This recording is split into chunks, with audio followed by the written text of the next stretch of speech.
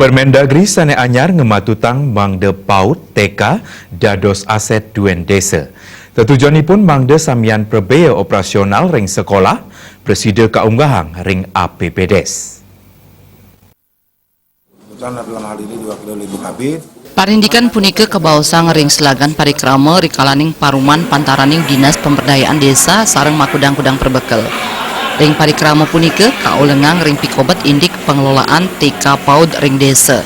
Ring pungkuran puniki PAUD TK wantah kaduenang Yayasan Wedin Toko Desa Irika. Sangkaning punika desa mewah ngemedalang anggaran operasional majeng sekolah TK.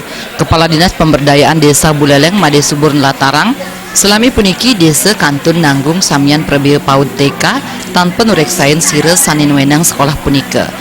Antuk kuentenan Permendagri sane anyar puniki mawinan ring APBDes kalianang genahipun.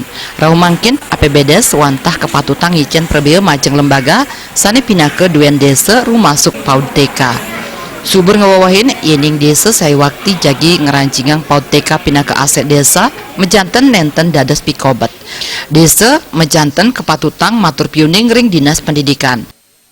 Sudah mengundang dengan Pak Kadis Pendidikan, kebetulan dalam hal ini diwakili oleh Ibu Kabid, maka TK-TK yang milik yayasan harus segera dirubah menjadi TK milik pemerintah desa.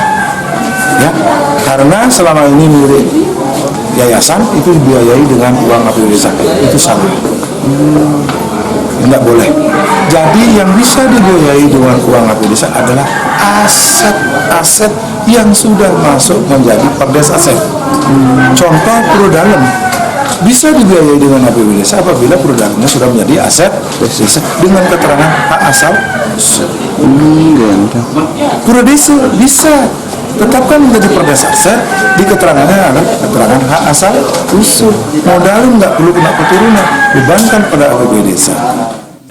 Yadiasun asa punika desa kantos kedadosang ngamongin perbea PAUD TK sanin nenten duen pemerintah desa inggian sanes status ipun duen PKK LPM Wiyadin sanetiosan nanging perbea ipun mejanten kuatesin. Komang Yuda Bali.